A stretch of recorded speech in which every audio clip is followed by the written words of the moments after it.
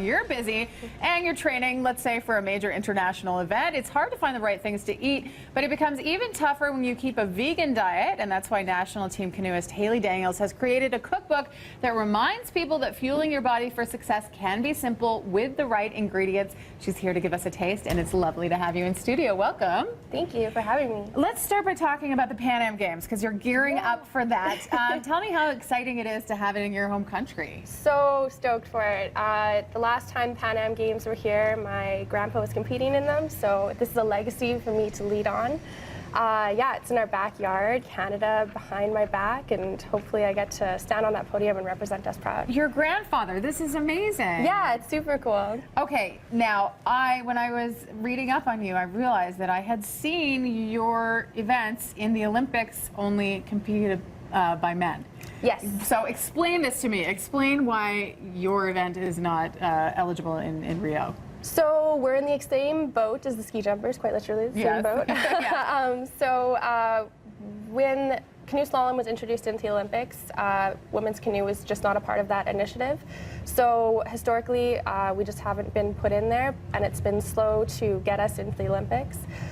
Major players just haven't made those decisions quick enough. So there has been a proposal put in for the Tokyo 2020 Games, which is really positive for us. That's really exciting, but unfortunately, they weren't fast enough to get us into Rio. So 5-year cycle is what I'm looking at. But there's plenty of international competition for you to be a part of, which is why you also have to keep yourself fueled, and this is what we're doing here today. You told me you keep to a plant-based diet. That can't be easy everywhere you go doing competition. How do you keep to it? So I first realized that I was allergic to dairy, which was a big thing for me. I thought that everyone got stomach aches after they ate, and then I found out that wasn't a thing. Doesn't have to happen that way. Yeah, so I came out with the Canoeist Kitchen, which is a cookbook of different recipes that I've kind of come up with being on the road. Yeah. It is a little difficult, especially when you're in places like Europe where cheese and butter are your staples, but it is catching on around the world that people want to eat less dairy, less meat, and less eggs in their diet. And you can fuel your body in the way that you need to, and the way all of us need to. So we've got a vegan mac and cheese going here. Yeah. So explain to us what we need to put into this. So growing up, I loved mac and cheese. It was my favorite thing to go to. So I thought, you know, why not bring that here? So what it is it's actually, it tastes like cheese, but it's not cheese. So the base is a butternut squash, nutritional yeast, and cashews for the creamy taste. Okay, that makes all of that makes perfect sense to me. Yeah. So this is our finished product. So it has steamed kale in it as well.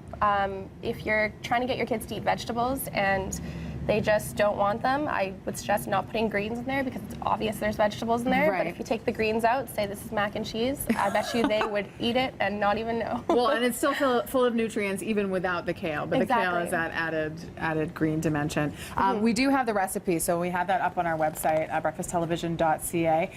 And well, looking forward to you can also purchase the cookbook online as well at HaleyDaniels.ca. Okay, so we make sure we put those links as well. And there is something happening at the Paint Box Lodge in Canmore. Tell us about that. Yeah, so tonight I'm going to actually be teaching cooking classes at the Paint Box Lodge. It's owned by Sarah Rennert and Thomas Grandy. So Sarah Rennert's a silver medalist at the Olympics, and Thomas Grandy is a world champion. So it's really cool. It's an Olympian legacy leading on with them as well. Well, best of luck with this, and of course we'll be looking forward to the PanAm Games this summer in Toronto. Best of luck to you.